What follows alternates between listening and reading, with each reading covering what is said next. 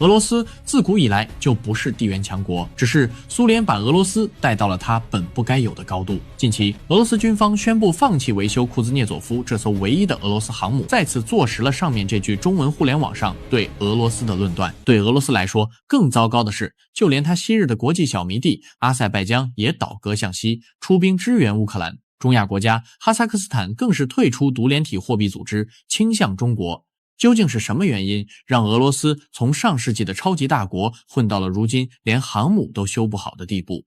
俄罗斯今日的沉沦又能够给今天的中国带来怎样的经验和教训？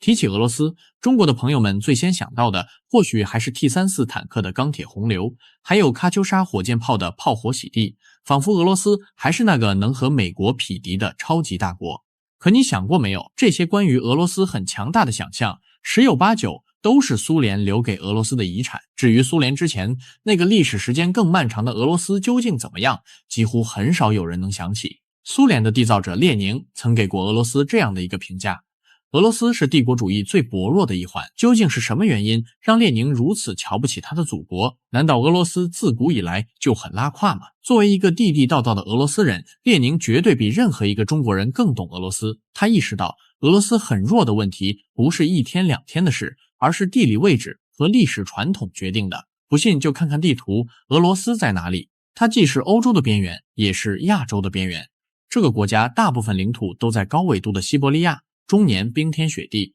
几乎80%国土都不是人类的宜居地带。就连俄罗斯最精华的欧洲地带也是冬长夏短，零下30-40度是家常便饭。再看看俄国的历史，几百年的沙皇专制就是沙皇一个人说了算，老百姓没有发言权。这种制度能培养出什么样的民族性格？除了服从和恐惧，会有创新吗？会有启蒙吗？别看19世纪的俄罗斯在欺负清朝时张牙舞爪，但无论是克里米亚战争中面对英法，还是日俄战争中面对刚崛起的日本，都是被打得落花流水。至于第一次世界大战，那就更不必多说，国土被德国长驱直入，几百万士兵伤亡，工厂、农场全部停摆。社会的极端动荡才给了列宁这些共产党人革命的机会。这说明什么？说明俄罗斯历史上的强大从来都是表面的，是靠着庞大的领土面积和人口数量撑起来的门面，一旦遇到真正的考验，立马就露馅了。可能有朋友会问，既然历史上的俄罗斯这么弱，为什么后来的苏联能成为超级大国呢？这里面有很大的偶然因素。2次世界大战把欧洲的传统强国都打残了，英法衰落了，德国被分裂了，中国被打得千疮百孔。在这种情况下，地处美洲孤岛的美国和地处欧亚大陆边缘的苏联才意外的崛起。但是要注意，这种崛起是建立在别人倒下的基础上的，不是因为自己真的强，而是因为别人更弱了。这就好比一群人因为流感都生病了，只有你没生病，你当然看起来最健康，但这不代表你的体质真的好。而2次世界大战给俄罗斯文明带来的意外之财，苏联也并没有守住。苏联的强大说到底是一种畸形的强大，他们把所有的资源都投入到军工和重工业上，生怕有朝一日重新崛起的欧洲和中国会反扑，让自己丧失超级大国的位置。事实证明，苏联的担心是正确的。到20世纪80年代末，被世界大战打烂的欧洲和中国经济慢慢恢复过来，苏联因为地理位置、僵化体制而暴露出的劣势就越来越明显。欧洲、中国等旧大陆文明的衰落，让苏联和美国意外地获得了崛起的机会，而欧洲、中国的复兴也注定了苏联、美国先后丧失超级大国的地位，会成为一种历史的必然。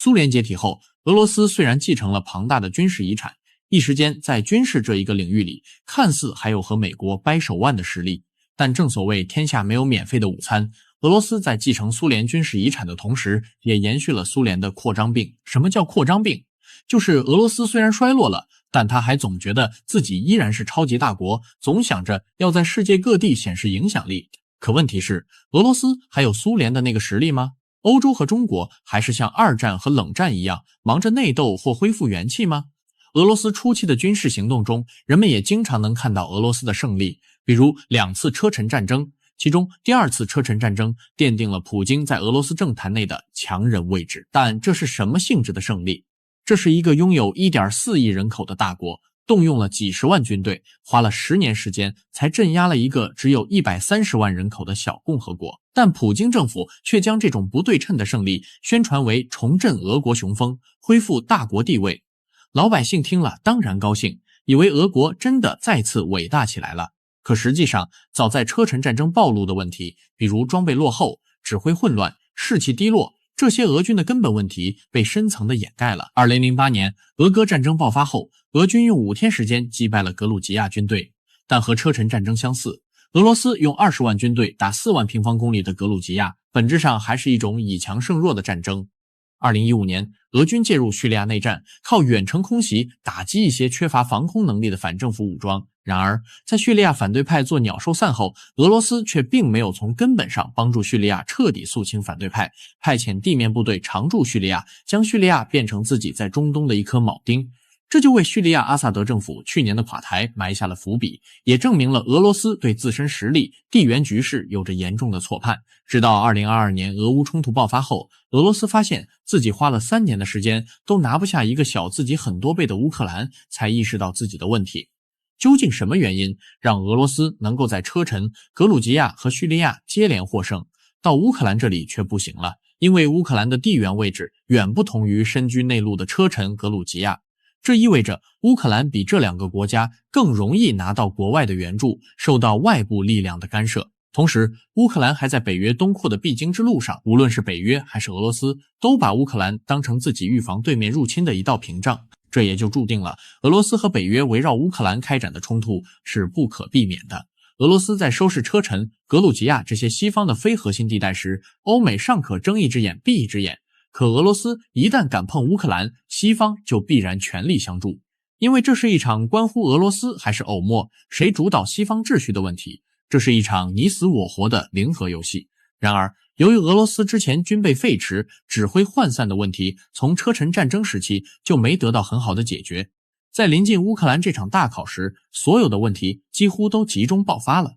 先是黑海舰队被打得七零八落，后来又是大批一线高官战死沙场，甚至声称马上光复的本土库尔斯克地区都过了1年了，至今还在乌军的手上。这个时候，俄罗斯才意识到，原来超级大国不是那么好当，原来战争不是想开始就开始，想结束就结束。他们再也回不去列宁、斯大林时期那个伟大的苏联时代。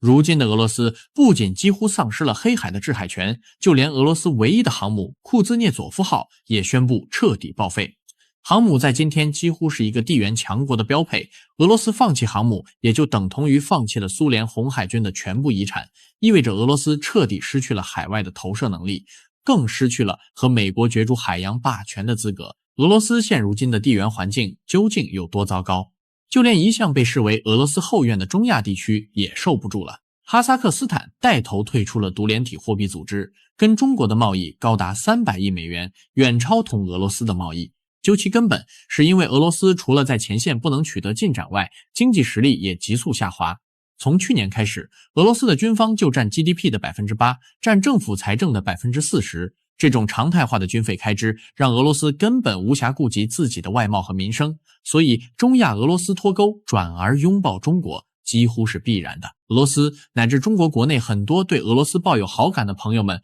或许都不愿意接受这样一个事实，那就是今天的俄罗斯不是衰落了，而是回到了它本来该有的位置。想想看，除了苏联那70年，俄罗斯几乎就没有过叱咤风云的时候。无论是彼得大帝还是叶卡捷琳娜大帝时代的俄罗斯，都是一个地区性的资源大国，一个世界各个博弈中的边缘人和旁观者。但是对于中国来说，弱俄时代的来临未必是坏事，因为一个半死不活的俄罗斯不仅能够给中国提供一个相对安全的北方，还能够给中国带来一个稳定的资源、供应地和市场。这就像加拿大依赖美国一样，俄罗斯有朝一日也注定会成为中国的加拿大。所以俄罗斯是时候做好告别大国时代的准备了，也该重新认清一下自己的实力了。除了苏联留下的核武之外，俄罗斯已经没有资格再做北约或者中国的对手。历史不会因为怀念而倒退，时代不会因为眷恋而停滞，只有顺应潮流才能找到出路，